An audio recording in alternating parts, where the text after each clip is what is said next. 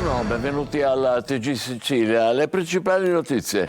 Caltanissetta, arresto per corruzione per il deputato regionale di Forza Italia Riccardo Gallo e ai domiciliari. Misure interdittive per altri 7 indagati. Secondo l'accusa, appalti, consulenze e assunzioni nel CEF-PAS erano pilotate da un comitato d'affari.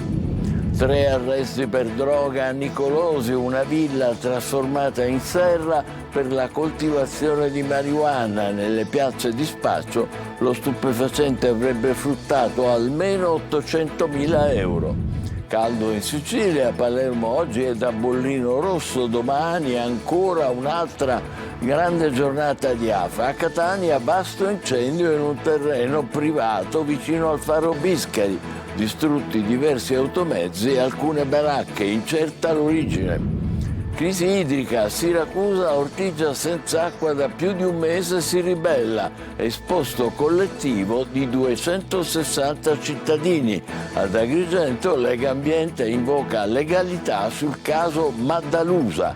Le abitazioni abusive vanno demolite, ma alle famiglie senza casa va assicurata una soluzione dignitosa. Anche in Sicilia spiagge no smoking. Dopo Capaci, Le Pelagie, Palermo e Terrasini, pure a Marina di Ragusa stop al fumo tra la rotonda sul mare e il Lido. Sanzioni per i trasgressori, organizzata un'area per i fumatori. Cinema, dal blu di Cala Rossa e Cala Azzurra alla Tonnara dei Florio a Favignana, al Castello Santa Caterina, c'è tantissima Sicilia nell'Odissea di Christopher Nolan con Matt Damon e Anne Hathaway da oggi nelle sale. Calcio, buona la prima per il Palermo nel ritiro estivo, i rosanero travolgono 8-0 la formazione locale del Gardena nella prima amichevole stagionale, in campo anche i 3 nuovi acquisti. Serie C, Catania tra campo e mercato, ufficiale l'arrivo del portiere Christian De Falco, mentre il DS Varrà lavora per completare la rosa in vista dell'esordio in Coppa Italia.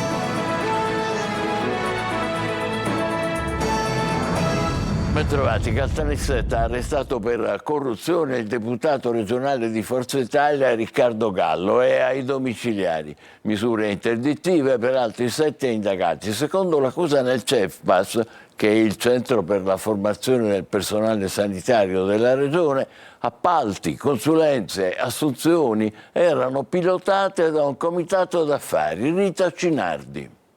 Nuovi sviluppi nell'inchiesta Corte dei Miracoli sulla gestione del CEF-PAS di Caltanissetta. La svolta arriva a poco più di un mese dall'esplosione dell'inchiesta. Il GIP ha disposto gli arresti domiciliari per il deputato regionale Riccardo Gallo Afflitto e misure interdittive nei confronti di altri 7 indagati. Le ordinanze sono state eseguite questa mattina dalla Polizia di Stato. Secondo l'accusa, Gallo Afflitto avrebbe sfruttato il proprio ruolo politico per condizionare la gestione del CEF-PAS, sostenendo la permanenza del palermitano Roberto Sanfilippo alla guida dell'ente. Insieme avrebbero gestito un comitato d'affari per pilotare appalti, consulenze e assunzioni a vantaggio di parenti, amici e persone vicine agli esponenti politici. L'indagine avrebbe svelato anche una presunta irregolarità nella procedura di gara per la realizzazione di una biblioteca virtuale. Secondo la procura, inoltre, i contratti pubblici e gli incarichi talvolta sarebbero stati subordinati alla disponibilità sessuale e di tempo delle candidate. I compensi per le donne che accompagnavano il deputato nei suoi impegni sarebbero stati coperti con denaro pubblico attraverso contratti vittizi. Il giudice ha disposto la sospensione dell'esercizio del pubblico ufficio per l'ex direttore del CEF-PAS Roberto Sanfilippo, per l'ex direttore generale dell'ASP di Agrigento Giuseppe Capodieci e per altri funzionari coinvolti nell'indagine. 6 mesi di sospensione sono stati invece disposti per il medico in pensione Salvatore Enrico Giammelluca, mentre all'imprenditore Pietro Tirone è stato vietato per 1 anno di contrattare con la pubblica amministrazione. Una villa di Nicolosi trasformata in serra per la coltivazione della droga. 3 arresti, marijuana e hashish nelle piazze di spaccio avrebbero fruttato 800.000 euro. Desiree Ferlito. Una villa di Nicolosi trasformata in serra e deposito di sostanze stupefacenti, è quanto scoperto dai finanzieri del Comando Provinciale di Catania, che nell'ambito dei servizi di contrasto ai traffici illeciti hanno arrestato in flagranza 3 persone. All'interno dell'immobile i militari del nucleo di polizia economico-finanziaria hanno sorpreso 2 uomini italiani e una donna di origine russa priva di regolare permesso di soggiorno, mentre erano intenti a gestire la coltivazione della marijuana e a confezionare panetti di hashish destinati allo spaccio. La perquisizione ha consentito di sequestrare circa 85 kg di hashish, 15 kg di marijuana, 33 piantine di canapa e una serra indoor completa di impianti e attrezzature per la coltivazione. Il narcotest ha confermato la natura delle sostanze sequestrate. Secondo le stime degli investigatori, se immessa sul mercato per lo spaccio, la droga avrebbe fruttato oltre 800.000 euro. Su richiesta della Procura di Catania, il Tribunale ha convalidato arresti e sequestro, disponendo la custodia cautelare in carcere per i 3 indagati. Scoglitti, è in carcere il tunisino accusato di aver accoltellato un connazionale nel corso di una lite scoppiata vicino a uno stabilimento balneare. L'uomo è stato bloccato dai carabinieri ancora in possesso del coltello utilizzato per l'aggressione. La vittima, raggiunta da fendenti all'addome, è in condizioni gravissime all'ospedale di Vittoria. Rapinatore seriale in azione nell'Interland di Catania. In pochi giorni aveva messo a segno 4 colpi. Lorena Dolci. Un coltello in mano, il volto coperto dal casco e poi la fuga con lo scooter, rubato anche quello. Era il modus operandi di un 47enne catanese che in pochi giorni, tra il 15 e il 17 maggio scorsi, ha messo a segno ben 4 rapine tra San Gregorio di Catania, Aci Catene e Aci Sant'Antonio. Prima l'uomo si è fatto consegnare l'incasso di un supermercato a San Gregorio. Il giorno successivo ha preso di mira un distributore di carburante della zona. La mattina del 17 maggio, invece, nel giro di 40 minuti, ha tentato un colpo in un supermercato di Aci Catena, fallito grazie alla reazione dei clienti, per poi ripresentarsi poco dopo in un altro esercizio commerciale di Aci Sant'Antonio. I sistemi di videosorveglianza e le testimonianze hanno permesso di individuare il responsabile, rintracciato alla guida del motociclo che sarebbe stato utilizzato per le rapine, su cui però aveva modificato la carrozzeria, convinto in questo modo di sfuggire alle ricerche. Nel corso di una perquisizione i carabinieri hanno trovato un coltello a serramanico e capi di abbigliamento simili a quelli indossati durante le rapine seriali. Il caldo asfissiante in Sicilia. Palermo oggi è da bollino rosso e domani sarà una giornata ancora di forte caldo. A Catania ha attivato un servizio telefonico di ascolto e supporto dedicato agli anziani. Marco Gullà. 175 roghi e oltre 4.500 ettari bruciati. Il caldo in Sicilia fa purtroppo rima con gli incendi. I numeri riportati da Legambiente sono desolanti e da oggi la Sicilia entra nelle ore più difficili dell'estate. L'anticiclone africano continua a dominare il Mediterraneo e in queste ore porterà sull'isola temperature eccezionali con punte che nelle aree interne potranno superare anche i 43 gradi. Palermo oggi è da bollino rosso. Nelle vie centrali del capoluogo turisti e cittadini provano a fronteggiare il caldo con acqua e ventagli. Bisogna bere, ripararsi nei negozi, andare a fare un po' di shopping dentro i negozi, così si può fronteggiare. A lot of water, granite e shadow, basically. Probabilmente andando in spiaggia, facendo un bagno bello fresco, penso che si risolva. Abbiamo appena mangiato una coppa di anguria. Potremmo anche andare in spiaggia, sì. Andare al mare può sicuramente essere una valida alternativa. Allerta nei pronto soccorso e nella sala operativa del 118. Caldo torrido anche nelle province di Enna e Caltanissetta. Catania, invece, al momento è in livello 1 di allerta, non ancora da bollino rosso. Il comune ha però attivato un servizio telefonico di ascolto e supporto dedicato agli anziani, una voce amica per te, attivo al numero 095 742 2817. Sarà poi aperto H24 un dormitorio in via Filippo Eredia, facendolo funzionare anche da centro diurno. La struttura è completamente climatizzata per garantire un luogo fresco e sicuro a chi ne ha bisogno. Sempre a Catania un vasto incendio si è sviluppato in un terreno privato vicino al faro Biscari. Sono stati distrutti diversi automezzi e alcune baracche. Si indaga sull'origine del rogo. Tonino De Mana.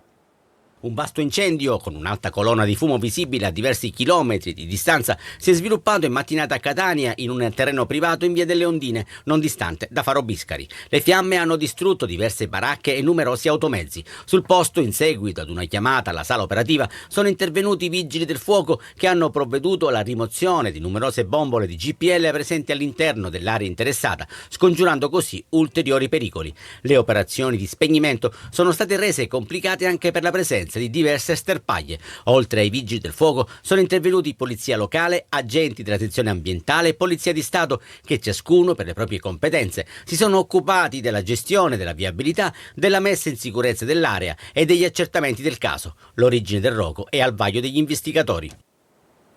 Città senza acqua. Il comitato dei residenti di Ortigia ha presentato un esposto per denunciare la grave carenza idrica che dura ormai da oltre un mese. I residenti sono stanchi, ma la situazione critica riguarda anche altre zone di Siracusa. Francesco Aloi. Io sono costretta a lavare i miei figli e a lavare me stessa con l'acqua imbottigliata. Io sono un'operatrice olistica e non ho i mezzi per lavarmi, né tantomeno fare lavatrici perché si romperebbero, quindi la situazione è catastrofica. Rubinetti a secco o quasi ormai da diversi giorni e chi vive a Ortigia è stanco di un'emergenza che non vede fine. In più di 250 hanno sottoscritto l'esposto presentato dal comitato dei residenti. Si chiede ad Aretusa d'Acque quali sono le cause reali di tutto questo disservizio, quali sono i tempi di ripristino e quali sono i servizi sostitutivi che hanno messo in piedi. Aretusacque è al lavoro per limitare i disagi, fa appello a ridurre i consumi di acqua, almeno per chi ce l'ha, e invita a segnalare i guasti al numero verde.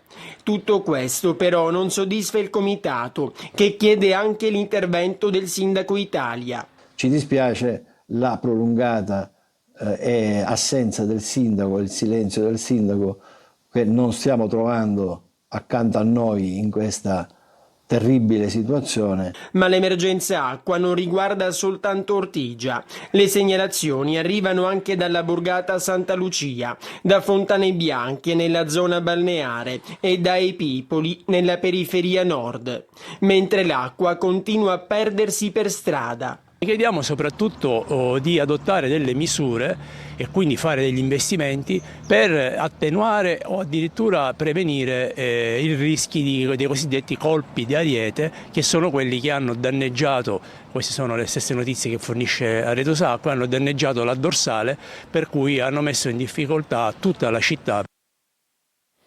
Vedremo che risultati avrà questo esposto collettivo di 260 cittadini a Ortigia. Intanto ad Agrigento, dopo il vertice della prefettura sul caso Maddalusa, parliamo sempre di crisi idrica, interviene Lega Ambiente. Sì alla linea della legalità, cioè le case abusive vanno abolite, vanno demolite, ma alle famiglie che perderanno l'abitazione bisogna garantire una soluzione dignitosa. Davide Sardo.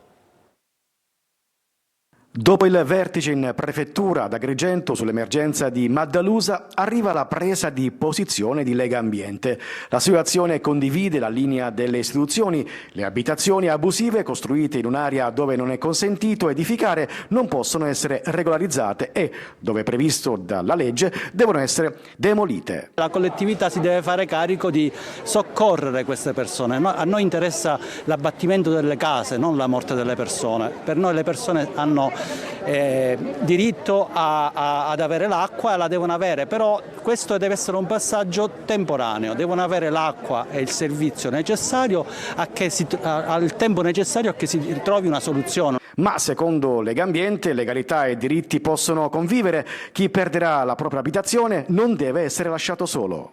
La realizzazione di abitazioni popolari per chi ne ha diritto, abitazioni che possono essere già disponibili o che vanno realizzate. In questo caso la politica si deve fare carico di trovare finanziamenti per realizzare nuove abitazioni popolari per le persone che ne hanno diritto. Chi ha le seconde case purtroppo ha in qualche modo scommesso sul futuro e ha perso. Intanto il caso Maddalusa è approdato anche in Consiglio Comunale alla presenza di numerosi residenti del quartiere. L'Aula ha approvato una mozione che impegna l'amministrazione comunale a garantire il minimo vitale d'acqua alle famiglie nel rispetto della legge e della dignità delle persone.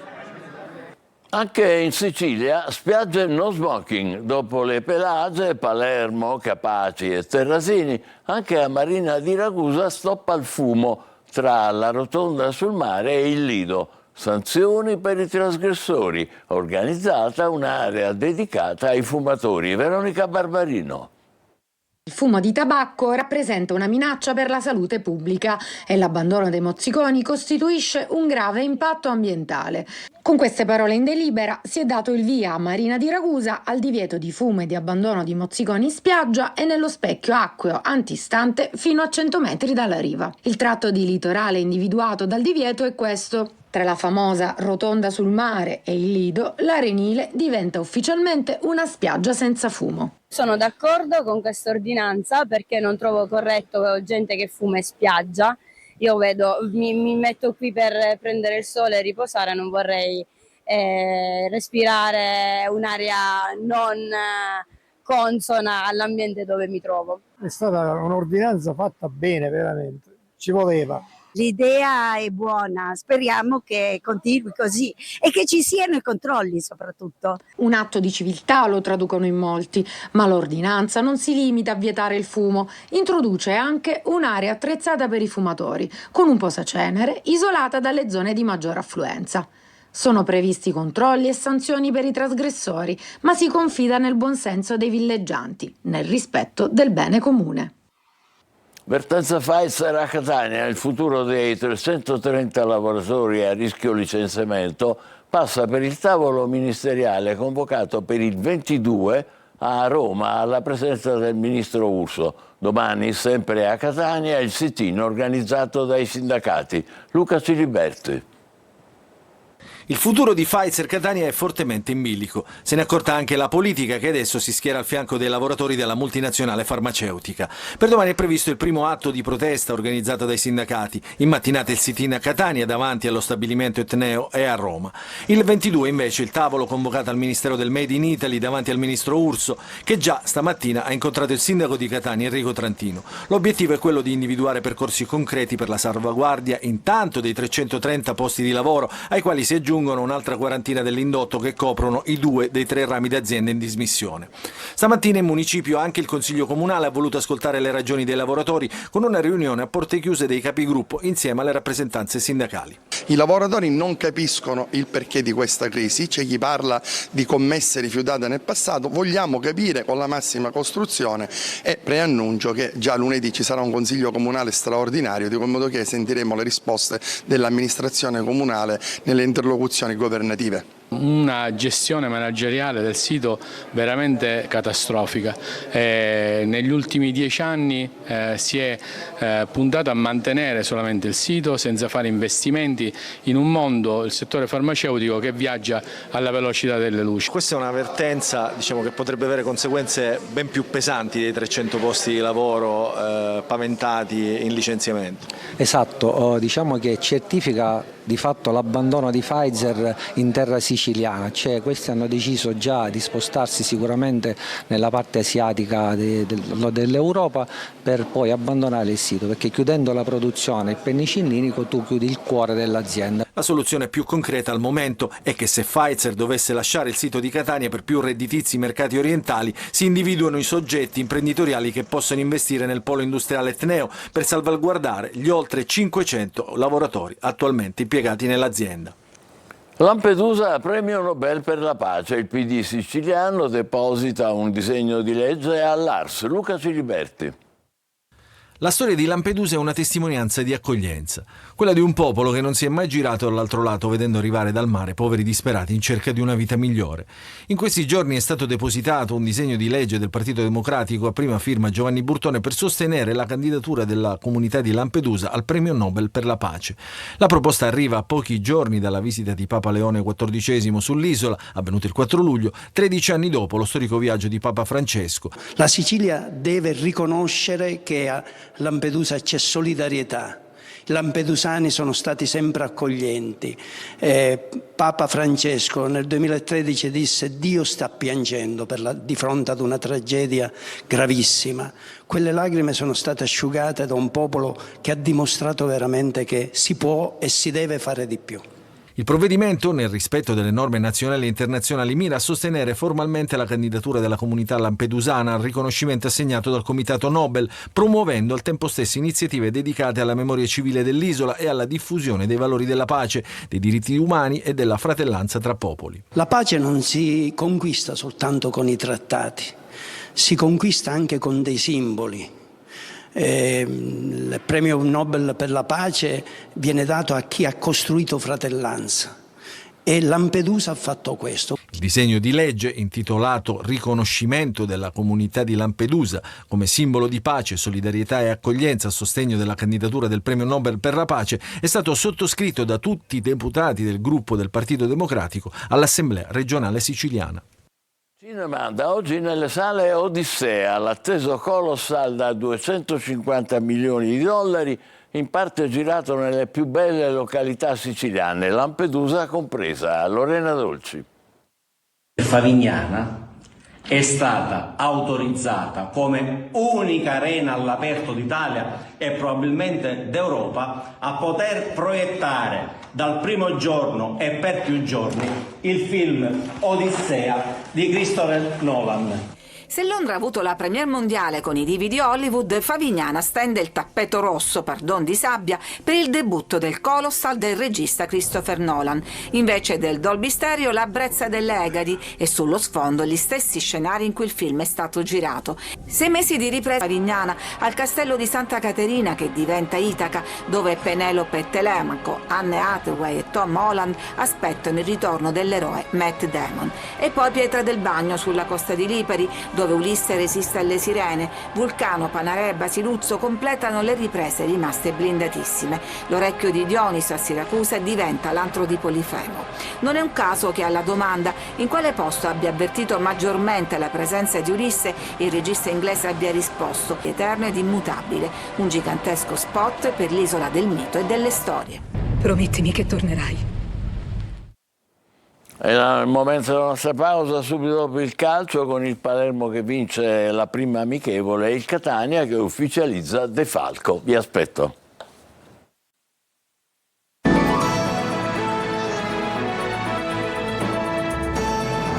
Calcio, primi gol in amichevole per il Palermo, 8 reti alla Gardena e primi sorrisi per Pippo Inzaghi. Marco Cullà.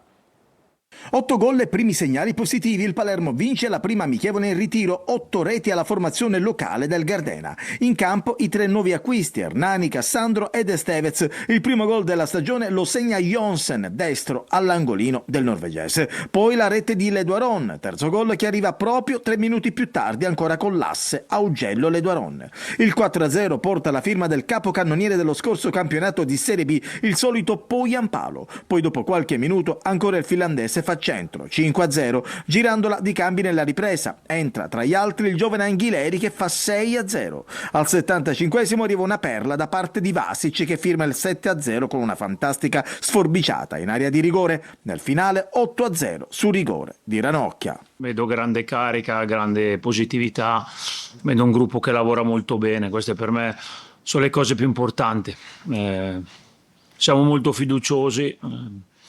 La squadra si è presentata bene, ma non avevo dubbi. I test dicono che i ragazzi hanno fatto bene durante le vacanze, che si sono allenati, si sono riposati, si sono poi allenati bene, si sono presentati come era giusto che si presentassero. Per cui abbiamo una grande occasione, avremo un campionato complicato e difficile come tutti in Serie B, ma ci sentiamo forti e insomma la strada è da perseguire e di cercare di migliorare quello che abbiamo fatto l'anno scorso.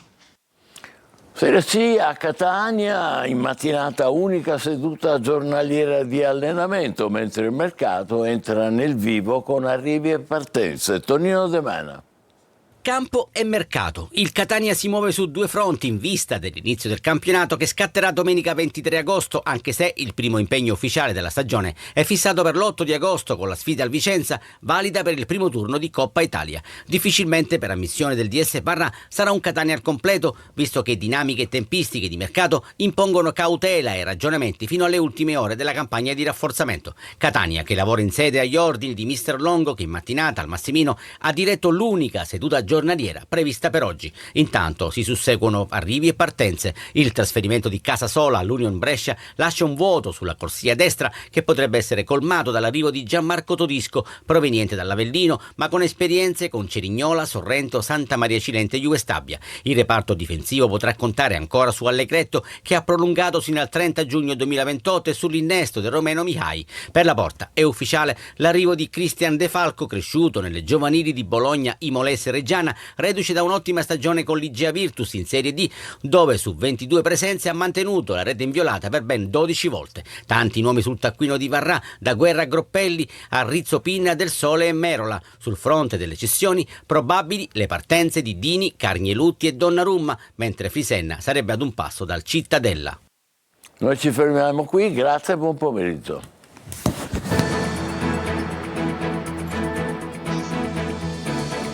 Entra nel mondo dell'informazione con l'app Sicilia Web. Resta sempre aggiornato con le news e le live in diretta.